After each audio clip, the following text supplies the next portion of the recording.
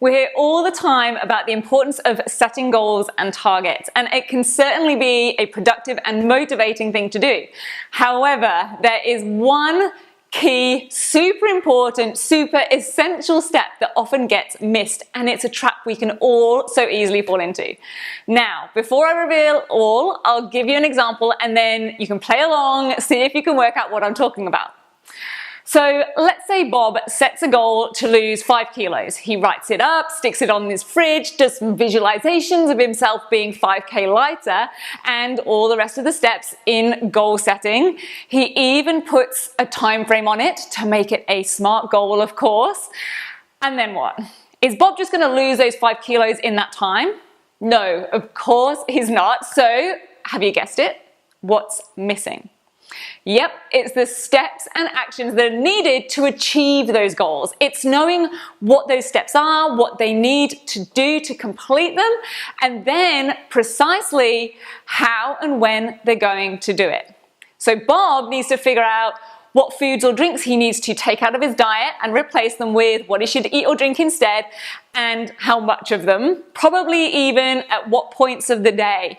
He might also need to find a way to become more physically active and then decide when and where he's going to incorporate all this into his life each week.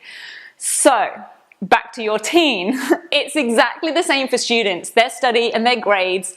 For example, if your teen sets a goal to get an A in English, they need to identify exactly how they're going to do it. What precisely do they need to change or improve? And then how are they going to develop their knowledge and skills to make those improvements? Because it's not just a case of working harder in English. They need to know the exact steps to take that will create the changes they need to make in the skills and the criteria that the grading system requires. So first, they need to figure out how to identify them.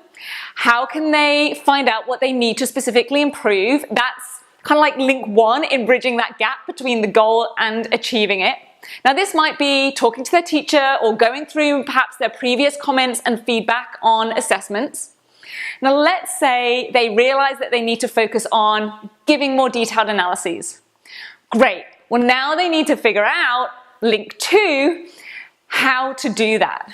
And this is often the trickiest part, because if they knew that, then they'd likely already be getting those A's, right? Well, let's take the example of needing to give more detailed analyses. They need to work on extending explanations, which is where my 3 magic words, so, therefore, and because, come in. They need to use more technical vocabulary, and they need to select suitable examples or evidence and develop detailed links to use them to back up their explanations. So, the key message here is to make sure that whatever your teen's targets or goals, whatever they set for themselves in their study, they have a clear path and specific actions to get there. So they know precisely what they need to do and how to do it to achieve those goals. I'm Katie Price, grade transformation expert, and I'd love your feedback with your questions around this. Scroll down, leave me a comment or send me an email. And if you're not watching this right now over on my blog, head over there, gradetransformation.com.au/blog for plenty more videos and freebies. And until next week, let's make this a fantastic week.